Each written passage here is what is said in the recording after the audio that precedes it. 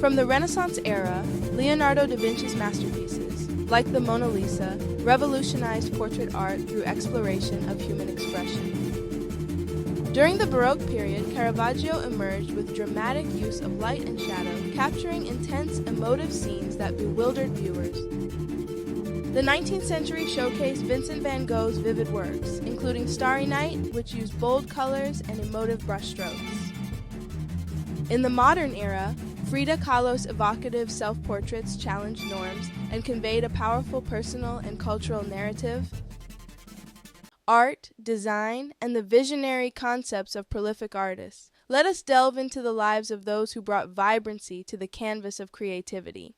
Welcome to the Artsy Tea channel. I am to serve as your tour guide for this episode.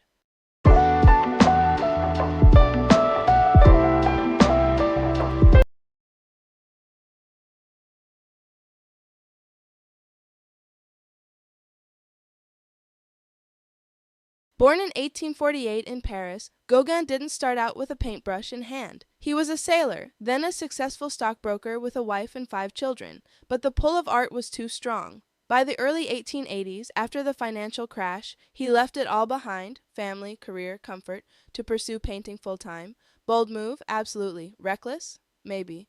But it set the tone for the rest of his life. Gauguin started under the wing of Camille Pissarro and exhibited with the Impressionists. But he quickly grew disillusioned with their focus on light and fleeting moments. He wanted something deeper, more symbolic, more spiritual. This led to his development of synthetism, a style that fused flat color, bold outlines, and emotional meaning. Think less what you see and more what you feel. In Brittany, he painted rural life with a mystical twist, but it was his time in Arles with Van Gogh that made headlines. Their artistic bromance turned into a psychological powder keg, ending with Vincent's breakdown and Gauguin's dramatic exit. Gauguin never looked back. In 1891, Gauguin sailed to Tahiti, seeking purity and escape from Western decadence. There, he painted lush, dreamlike scenes of island life, often romanticized and controversial. His work from this period, like Where Do We Come From, What Are We, Where Are We Going, fused native imagery with existential questions, but his relationships with young local women and his portrayal of Polynesian culture have sparked ongoing debate. Let's unravel the drama. When Gauguin arrived in Arles in October 1888, Van Gogh was ecstatic, but the dream of a creative brotherhood quickly turned into a pressure cooker. Their personalities clashed hard. They argued constantly about art, philosophy, and even household chores. The breaking point came in December. After a particularly heated argument, Gauguin claimed Van Gogh came at him with a razor. Gauguin fled the house, and that night, Vincent famously cut off part of his own ear. It was a moment of psychological collapse, and Gauguin was done. He left Arles the next morning and never saw Van Gogh again. As for why he didn't mend ties, Gauguin later wrote about the incident with a mix of guilt and detachment, but he never made a real effort to reconnect. Some say he was afraid of Van Gogh's instability. Others believe he simply didn't want to be tethered to someone so emotionally volatile. And when Van Gogh sent symbolic paintings, like olive trees, as peace offerings, Gauguin responded with a painting of Christ in the Garden of Gethsemane, with his own face as Jesus and Van Gogh's red hair. Not exactly a warm reply. So, in the end, Gauguin ghosted him, perhaps out of fear, pride, or self-preservation, and that silence left a wound in Van Gogh that never fully healed. In his intimate journals, written near the end of his life, Gauguin paints a version of the Arles breakdown that's part confession, part self-mythology. What's striking is how Gauguin frames the whole relationship, not as a failed friendship, but as a noble attempt to uplift a troubled soul. He positions himself as the martyr who tried to help only to be dragged into chaos. There's little acknowledgement of how his own arrogance, criticism, and emotional detachment may have fueled the fire. When Gauguin boarded that ship to Tahiti in 1891, he wasn't just chasing palm trees and warmer skies, he was running from Europe's expectations. Disillusioned by modern life, financial failure, and his own tangled past, he was looking for something pure, untouched by the West. What he found instead was a complex, colonized world, and an island that both inspired and challenged everything he thought he knew. Instead, he settled in a rural village outside the colonial capital called Mataaia. He painted with bold, flat colors and dreamlike symbolism, his canvases filled with enigmatic women, mystical animals, and lush tropical backdrops. The titles, even the language he used, leaned into an idealized spiritual version of Polynesian life. But beneath the vibrant surface, things were murky. Gauguin wasn't just documenting paradise, he was constructing it. His native wives were often young girls, and his depictions of local women, while visually striking, were steeped in fantasy. One of the most talked about figures in Gauguin's Tahitian chapter is Teha Amana, a young girl, just around 13, who became what he called his native wife.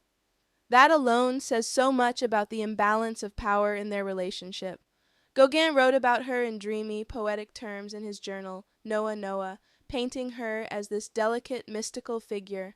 But let's be real, he wasn't documenting her truth, he was projecting his fantasy. His portrayals weren't grounded in who these women actually were, but in how he wanted to see them. The Western myth of the South Pacific. It was less about honoring their culture and more about escaping his own.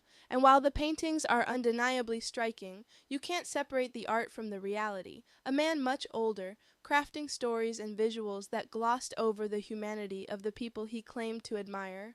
Looking at it today, it's hard not to see that relationship and the broader way he depicted Polynesian women as deeply problematic. What might have felt like inspiration to him now feels like exploitation through a modern lens. By the early 1900s, Gauguin had exiled himself even farther from the world, settling in the Marquesas Islands after growing disillusioned with Tahiti. He was sick, his body ravaged by syphilis, his legs ulcerated and swollen. He was broke, bitter, and still painting. But even in pain, he didn't stop. He built a house he called Maison du Jouir, House of Pleasure, filled it with carvings, paintings, and his own mythology. He painted with urgency, as if trying to outpace death. His final masterpiece, Where Do We Come From? What Are We? Where Are We Going? Was a sweeping, symbolic meditation on life, death, and everything in between, a visual farewell. He died in 1903 at age 54. Alone in a remote corner of the world, his body already decaying in the tropical heat before it was buried. The local priest called him an obscene and sad character, which honestly Gauguin might have taken as a compliment. In the end, he was still the outsider, defiant, complicated, and misunderstood. But his final days weren't quiet. They were a last stand, a final brushstroke in a life that never stopped challenging the world around him. At the time of his passing, he was isolated, broke, and largely dismissed by the European art establishment. But within a few years, his work began to resurface, first in small exhibitions, then in major retrospectives. A key player in this revival was art dealer Ambroise Vollard, who had supported Gauguin late in life and organized two major posthumous exhibitions in Paris. Those shows introduced his Tahitian paintings to a wider audience, and suddenly the bold colors and mystical symbolism that once baffled critics were being hailed as visionary.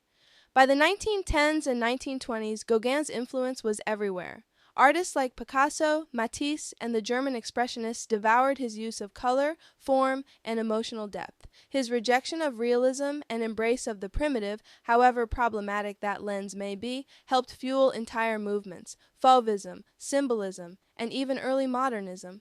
Collectors began snapping up his work. Museums followed, and the myth of Gauguin, the rebel who left civilization to find truth in the tropics, became part of his legacy, including his journals, especially Noa Noa.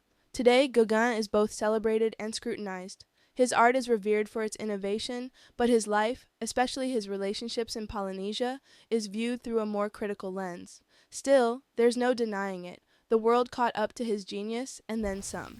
I trust you found this story and lesson enjoyable. Please remain attentive for future episodes of the Artsy Tea. Until next time.